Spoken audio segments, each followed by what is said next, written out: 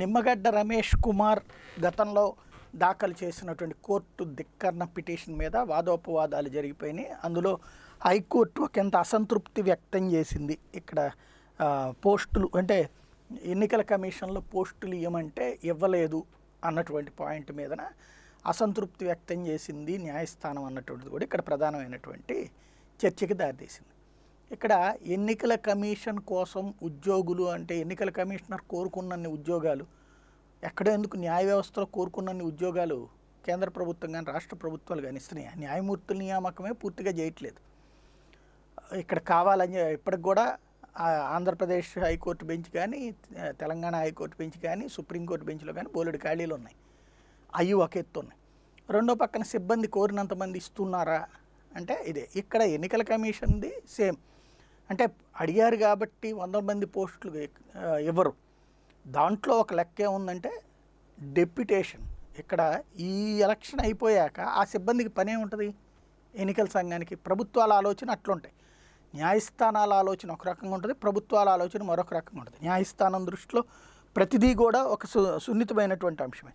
కానీ ప్రభుత్వాలు అనేటువంటిది అలా సున్నితం అనేటువంటి కోణంలోనే కూర్చుంటే కనుక ఏ ఇష్యూ కూడా పన్నడవదు. కాఠిన్యం కొన్ని సందర్భాల్లో అవసరం అవుతుంది. సమీక్ష మరింత ఇన్డెప్త్గా ఉంటుంది. న్యాయస్థానాలకి న్యాయానికి సంబంధించినటువంటి అంశాలలో వాళ్ళకి పూర్తి హక్కులు ఉంటాయి.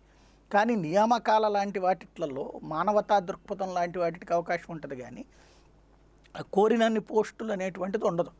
ఎందుకు ఉండదు అంటే వాళ్ళ బడ్జెట్లు లెక్కేసుకుంటారు, అవసరాలు లెక్కేసుకుంటారు.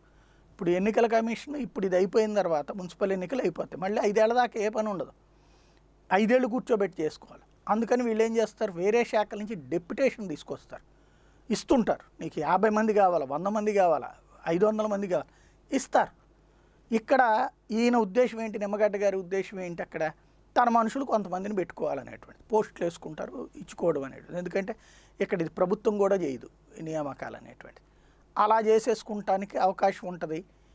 తన వైపు నుంచి తన పని జరగాలన్నటువంటిది. అయితే రాష్ట్ర ఎన్నికల కమిషన్కి సంబంధించిన సిస్టంలో ఇదే ఉంది ఒక లూప్ హోల్. రాష్ట్ర ఎన్నికల కమిషన్ అనేటువంటి దానికే కాదు, కేంద్ర ఎన్నికల కమిషన్ కానీ డెప్యుటేషన్ మీద ఇస్తారు. అత్యవసరమైనటువంటి వర్క్స్కి సంబంధించిన సిబ్బందిని వర్క్ ఇస్తారు, ఆఫీస్ వర్క్కి మిగతాది డెప్యుటేషన్ ఏదైనా తీసుకోవచ్చు. డెప్యుటేషన్ మీద కూడా ఇవ్వకపోతే ప్రభుత్వం తప్పవుతుంది. ఇక డెప్యుటేషన్ మీద అడగకుండా డైరెక్ట్ పోస్టులు అడుగుతున్నారు. డైరెక్ట్ పోస్టులు అనేటువంటిది ప్రభుత్వం మీద భారం అవుతుంది.